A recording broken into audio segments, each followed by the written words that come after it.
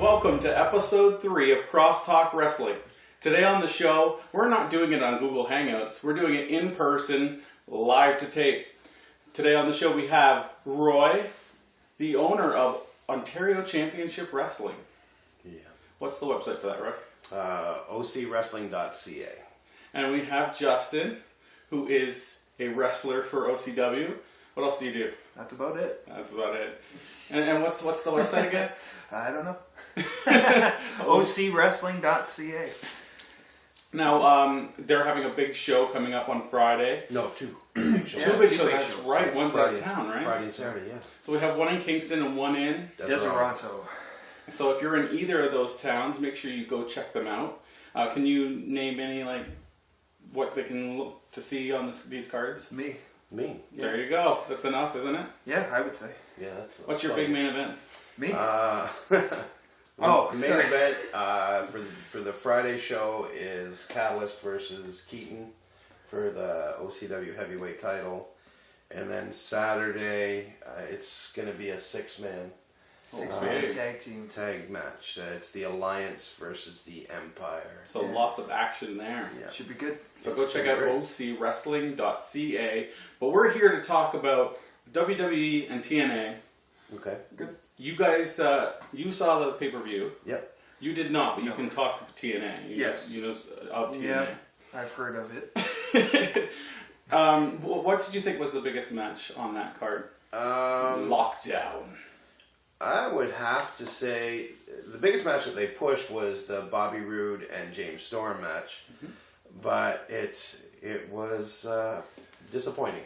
Let's just leave it at that. I'm not going to put the finger on anybody because I have no idea how they go ahead and book their shows and all that stuff. But from top to bottom, the whole show for me was disappointing. It wasn't what I expected from the push and from the storylines and everything else. It made me feel like I got gypped for what I paid for ordering a pay-per-view. That's a shame too because the storylines are starting to come together, but you build and build and build on free TV, and then you get somebody to pay, and now it's like I'm thinking, why would I bother to order the rest of another pay-per-view when I could see what happens Thursday night and be more entertained than if I would have paid the pay-per-view rate. I had every intention of ordering it. I would say I ordered 90%. Yeah, and I ordered probably 30%. Right. But this one, the storylines were, I was really intrigued with the Bobby Roode and the James Storm storyline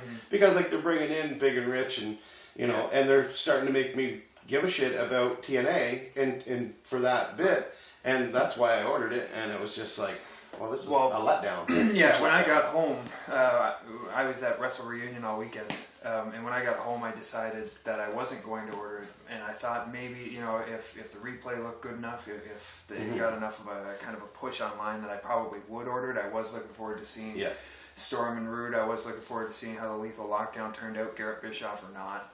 I was looking forward to seeing how the Kurt Angle. Yeah, the Kurt Angle and Jeff Hardy match, the knockouts, how everything looked to me like it was going to be good, so I'm disappointed to hear that it was disappointing. That match to me, Jeff Hardy and Kurt Angle, or was it?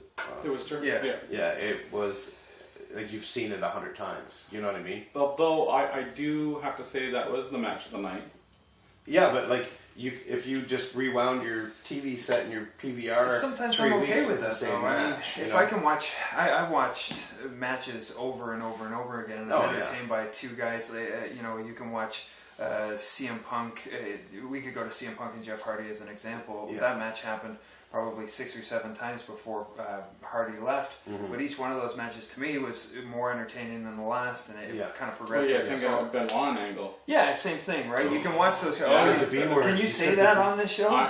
Is it Benoit's not off limits on this show. Really? I love Benoit. How do you sleep? I don't say. Okay, let me just explain this. My wife has a huge problem with Mike Tyson because of his past. But she's okay with Benoit? And no, I'm not. She doesn't know anything about Benoit. Right? Wow. But my point is that bite a guy's ear off. But you have to be able to separate what they did in a business and what they did personally. I agree. Wait. You don't think biting somebody's ear off is personal? That's not business. No. She hates Tyson because of he beat his wife. Oh yeah. Yeah. Well, and she can't get over that. And I said, like, enjoy Tyson for his crazy, stupid antics and how he acts on camera. Right. It's just dumb. It's great. But it's same thing for Benoit in my case. Is like, I don't agree with what he did. However it went down. but in the ring, he was the best. You Best can't deny around. that. I agree with you in that respect, for sure. Yeah, but you can respect the wrestler. You can't respect the you man. just can't respect the human being that was. Yeah. And again, you don't even know how his brain was affected by wrestling, by chair shots, by medical stuff. You don't know. Yeah. Well, you don't go on a 20-year cycle nonstop and not be affected. That's right. You know, like, never mind everything else that he was doing to his body as well. Yeah. But certainly the drugs would have had to have played a part. At least in I'm no doctor. Well, you know yourself, just smoking weed and doing recreational. What do you mean right. you would know yourself? In general. Oh! In general, of people that you've noticed Right. doing that. You know, Sean? same with drinking beer. In general.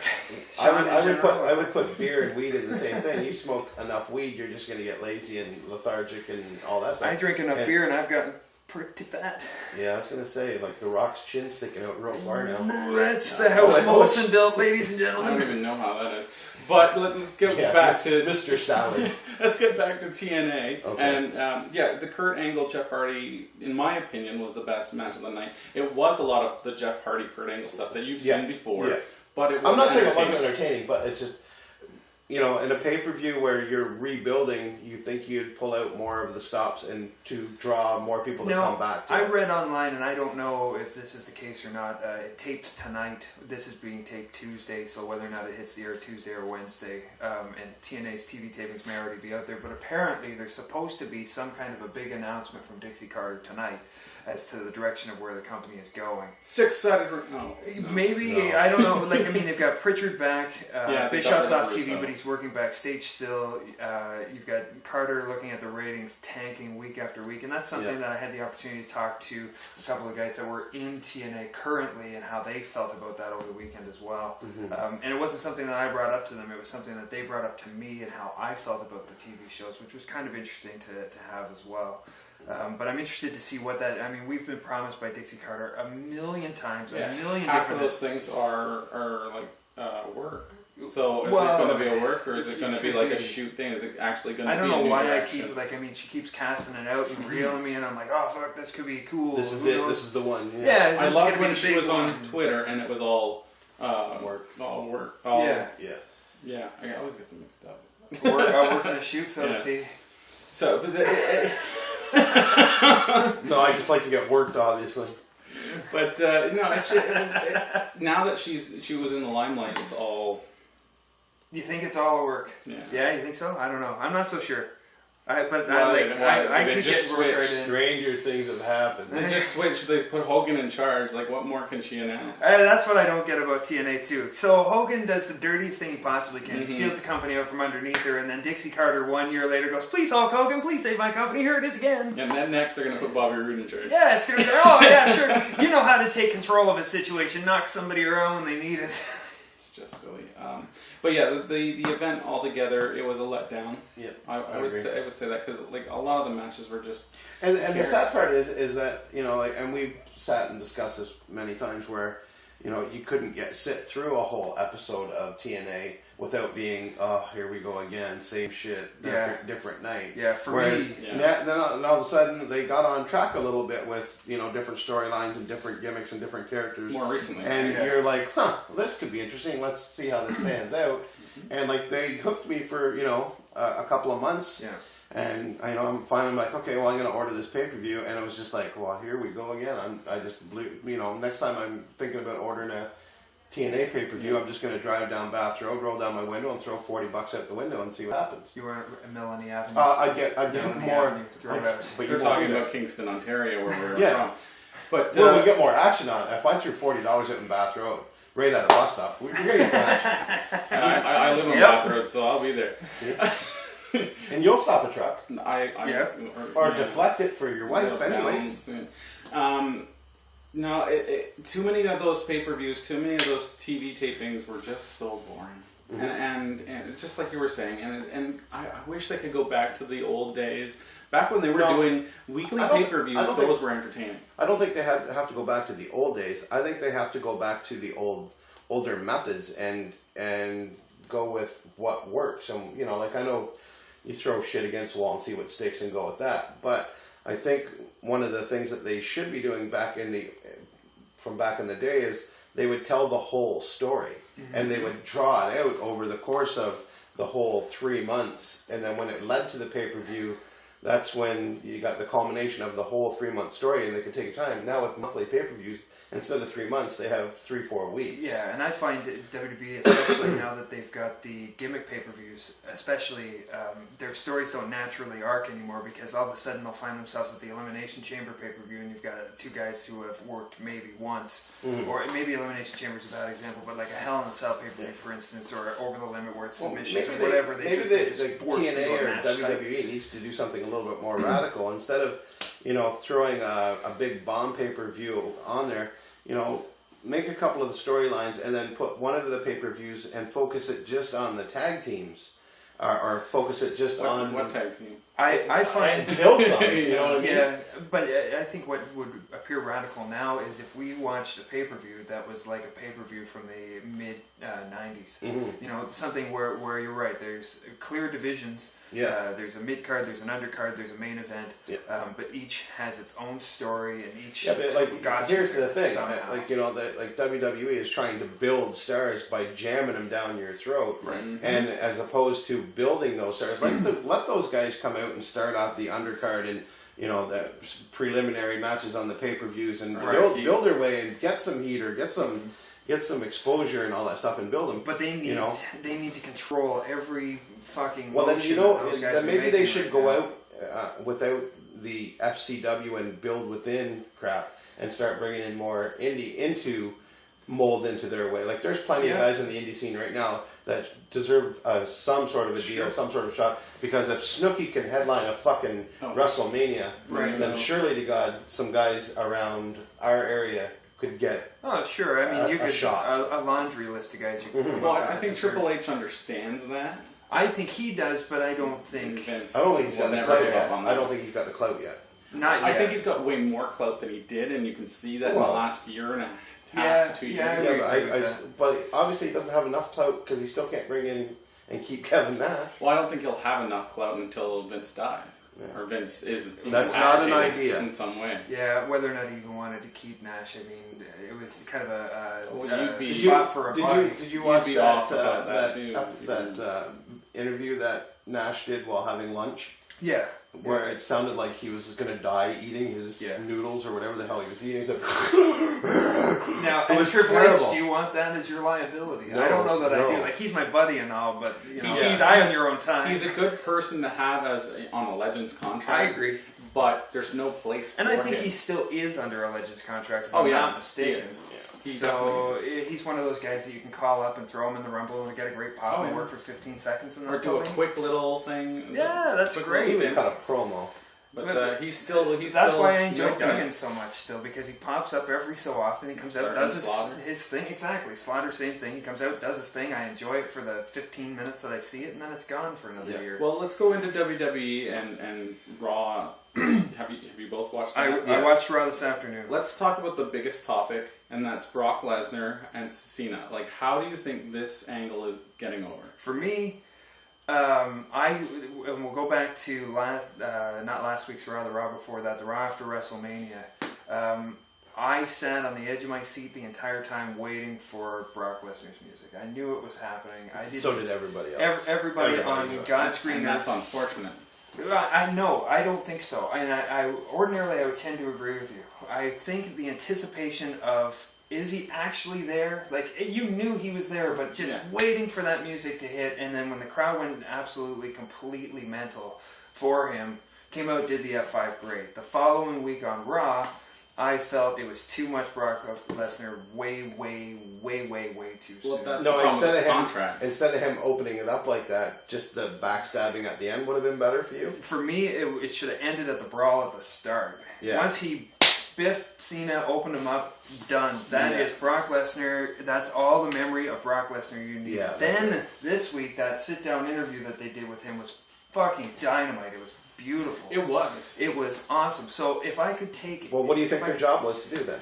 I'm just playing interviewer here. Yeah. What do you think they're what do you think they're going to do with Lesnar to get him over as a bigger heel? They don't need to. Yeah, they don't need to. I disagree. No, because like the if more you're you gonna, expose Brock Lesnar today and Brock Lesnar 7 years ago are two different guys. Of course, they're hoping to get him off of his UFC. Like the people that that were watching him in the UFC know that he's an egotistical asshole. But like here's the thing, like I don't think he's doing. doing. Like, what was his record in UFC?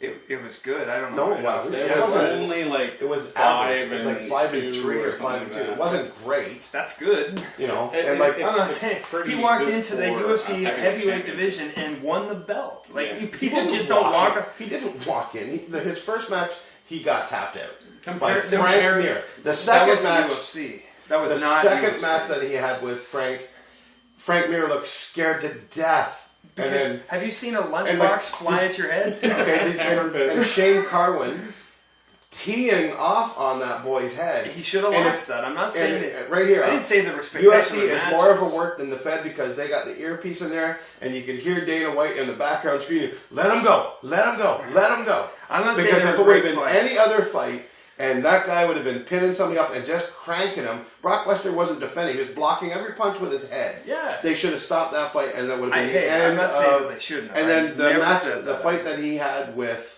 what was that guy's name? Just fed him. Alistair Overeem? No, the other, the Overeem, that fight.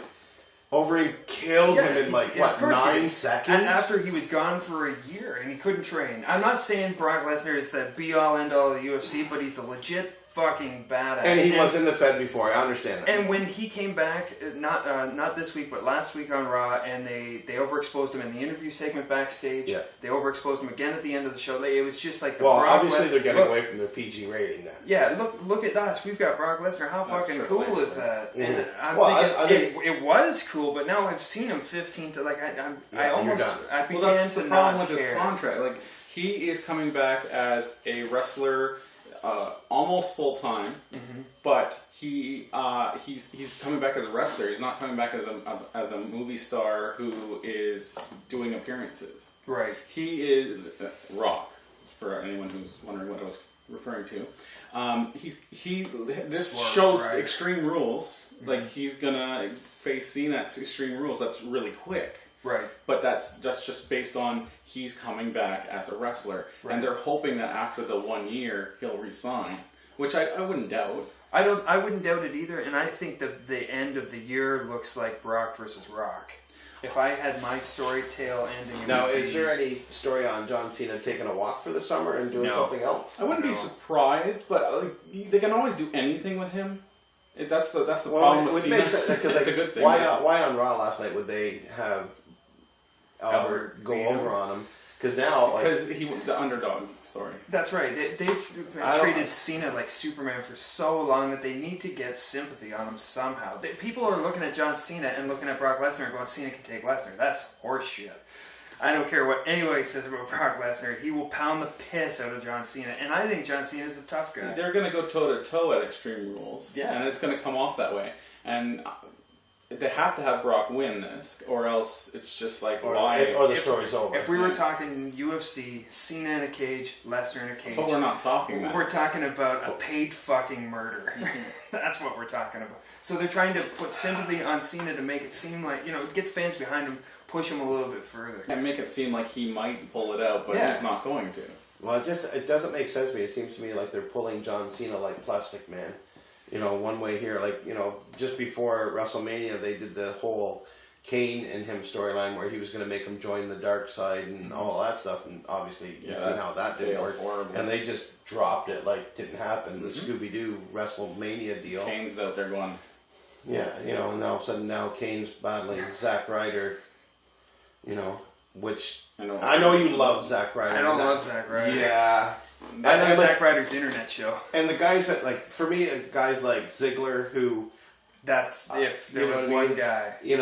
There's the guy that we disagreed on because I didn't see anything that you've seen in him, and now I'm a believer because I think Dolph Ziggler would be one of the guys that can take anybody. I also see Cody Rhodes in that role as well. I disagree. He has grown exponentially. Yeah, but he still needs to. He still needs more. He still needs more, but he's at that level where he's just at the top of the mid card, and he's just waiting to go over.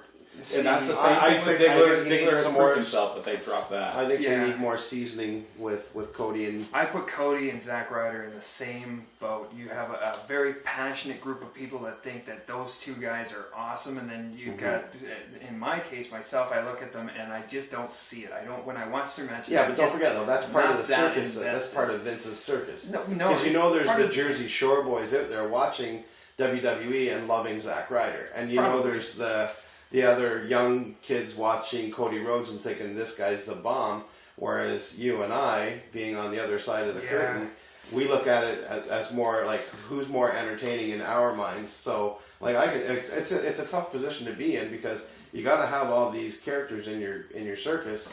But if I were to look at all the different characters over the course of time, though, and I were to weigh like a Zack Ryder or Cody Rhodes character against some of the mid-card characters from years prior, I would put the older characters. Maybe I'm glossing over and I'm remembering them a little bit too fondly, but a guy like The Godfather wasn't exactly the greatest wrestler in the entire world. Yeah, but he was entertaining as hell because he had hosts. Right, and I would put him in the same position right now as I would Cody Rhodes.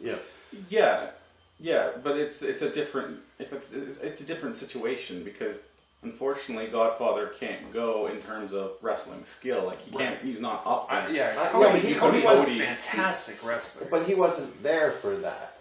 I know it's a different situation altogether. It's just like you're trying. Like you I'm compare, probably weighing it unfairly. Ric Flair 86, 87, 88 to Ric Flair today. It's like shut the door on the deal. This is where we're going in WWE. It looks like everything's going the way of Daniel Bryan, the way of Cody Rhodes, the way of Dolph Ziggler. You have the smaller guys starting to get over. I'm okay with that. You have the odd ones out, like you have the Giants. You have Cena, who now is an odd one out. There's not that many like big, huge muscle guys getting over, as there was before, and it's great in my opinion because now I would agree with that. All these indie stars, as we go back to this subject, can come in and be themselves and be what they've gotten themselves over as on the indie circuits, and make it in the WWE, and it's going to open a huge door.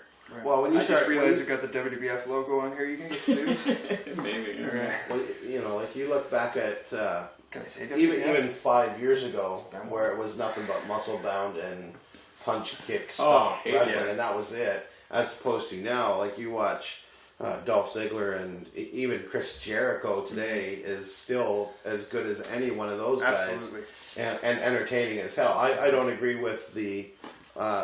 Just with the lifestyle that CM Punk has chosen for himself to be exploiting that, only because it's a serious disease. I think it's his choice, though, and it's so apparent. Like he uses it so often that it's bound to happen. And as long as he's for me, having lived that, it's I would never choose it.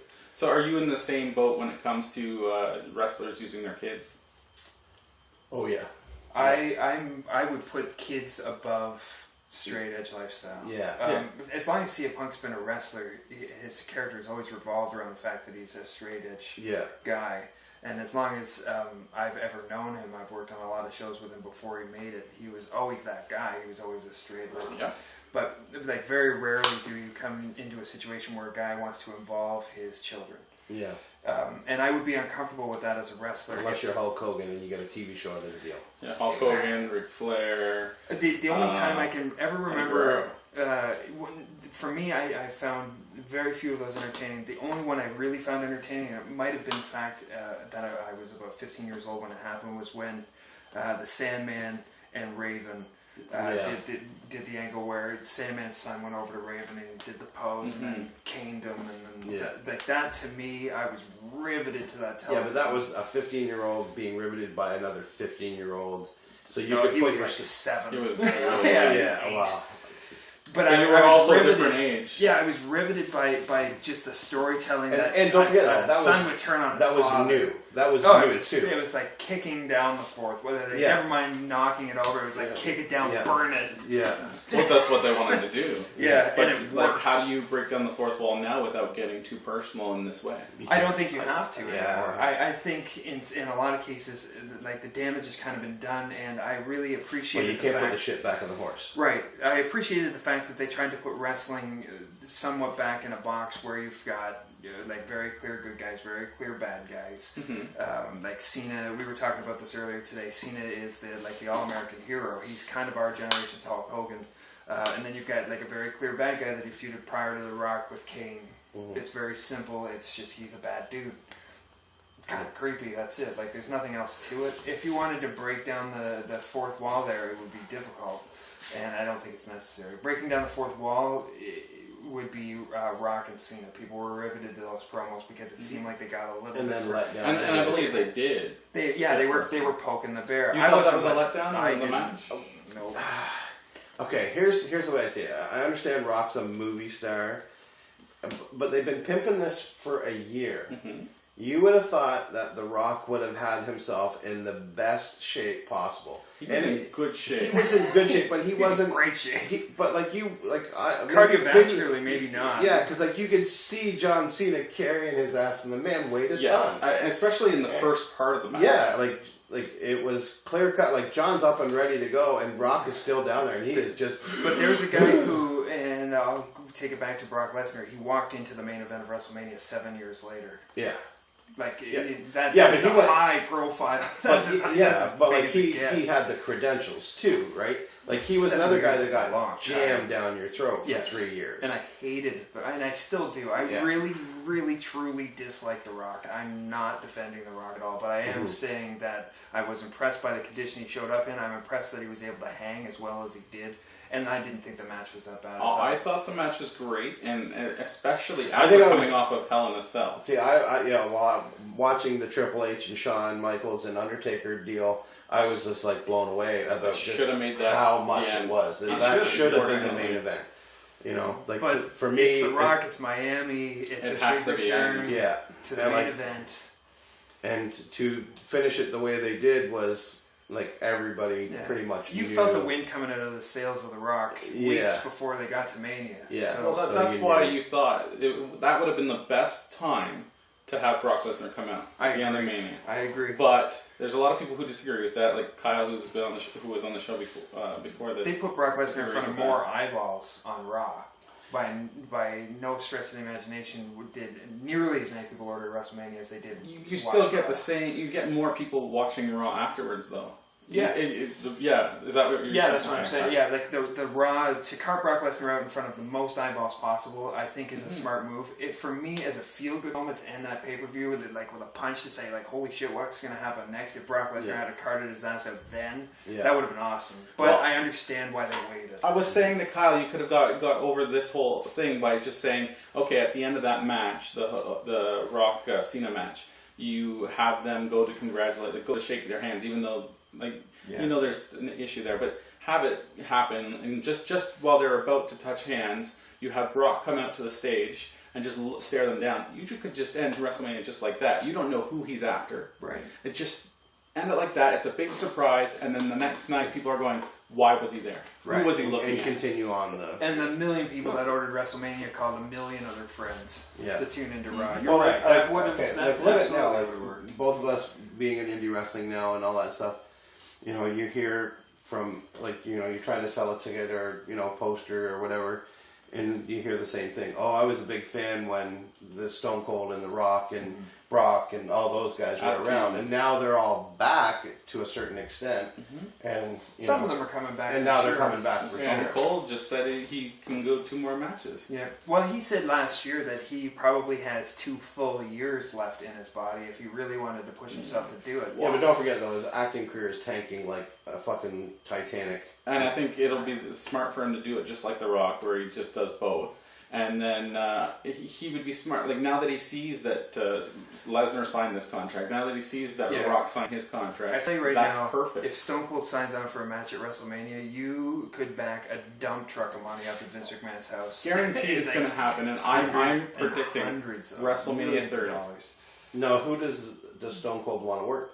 CM Punk. Everyone wants him to work CM Punk. He's put Punk over in so many different interviews to say if he was going to come back for anybody, it was going to be him. No, didn't Taker want Lesnar last year?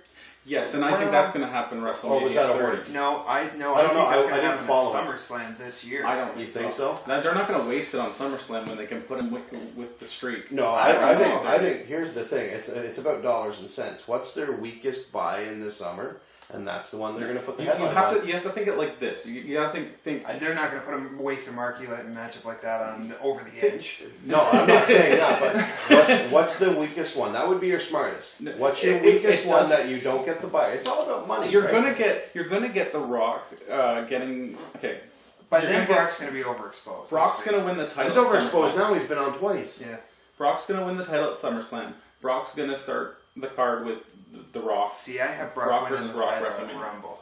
I go Brock winning the title at Rumble and Rock winning the Rumble. I think it'd be smarter to have a bigger time where he's just champion for all that time. No, I can't. And mouthing through people? Yep. Yeah, I don't think they're going to do that. You know what? They don't need 6 months for him to mouth through people. In 3 months, he can mouth through, 50 people? They don't, but it works. Yeah, well, of course, but they don't have the discipline to be able to do. Look, they didn't have the discipline to do a whole year build. They announced it a year ago. They didn't build it for 7 of those months or 8 of those months. Yeah. They would cart The Rock out because he's in town. But this is a different situation because Brock is going to be there 2 out of 4 Raws. I don't think they've got the discipline to be able to carry Brock as the champion from SummerSlam to WrestleMania and maintain interest in Brock. I don't see that. They don't have the bodies. Because the contract ends at WrestleMania. He's going to go until then. Like they're going to think of a there's no doubt that he's going to go into WrestleMania as the champ and then job out to whoever, unless he signs a new contract. And he may, and nobody has to say that it's going to be another year. He might sign for another month or 2. Yeah. Oh yeah. Or they might, like they said in the contract when I was reading the details that they posted online, that it has the ability to have the dates renegotiated mid-contract. So they might burn up 50 of these dates that he signed on for. He signed on for 110. Mm-hmm. So if he signed on for 110 dates, they burn through 50. And they're like, you know what, we could really use him for another 25. Let's throw another $5 million at him and see what he's worth. Or they might just do another big contract like Randy Orton. Right. I'd like say, okay, this is where you're at. This is how you've been in the ring. Mm-hmm. Based on that, and we'll give you a reduced schedule because we know you're not going to come every week. Yeah. We know you're not going to go to live events. Right. Because that's just not you. You're lazy. Yeah. That's Brock. He might do, like I said this to the wife the other day, I said he'll probably do the Garden if it's a house show. Mine? Both. Oh. That wasn't mine. Yeah, it could be too. He'll do the Garden if it's a house show. He might do the Cow Palace if it's a house show. Like those really big house show venues, he might maybe possibly do. Overseas. Yeah, maybe. I doubt it. But I think whatever the boss tells him he's going to do is what he's got him for 100 dates. Yeah. So, like, I mean, if you're going to cut him out for 100, great. She's going to try and get him to chew them up right away. Yep. So, well, they went to they don't need it overseas because they get enough hype there. Now, does this mean we got to go through more Sable crap? Nope. No. She's completely done, right? Yeah, I think one of his terms in his contract, and that's the big rumor going around, is that she's going to be inducted in the Hall of Fame next year. Which is fine. I'm okay with that. It's fine with that because she deserves the spot just because she's a big diva in the past. If Sunny can be in there, so can she. Yeah, Sunny, I'm just saying. And then there's Sable, and then next is China. And I think China will get a spot eventually. So that means Mark Merrill should be in the Hall of Fame. No, yes. not yet. Mark Merrill in the Celebrity Wing. Not until he does. All right, on that mark, we're going to end this because we went really long, but that's great. This was awesome. That's what she said. You said Mark. I was talking about Mara. Ooh, what a mark. All right, this is Crosstalk Wrestling. Don't say Mark. And these guys are from ocwrestling.ca. Big. You're not. No. Big events coming up Friday and Saturday. That's right. Deseronto, Kingston. Just go to the website. You'll find out all the information there. Yeah. Go to ocwrestling.ca. Thank you, and we'll see you next week, and we'll have these guys on again. Peace out. Here comes Rick.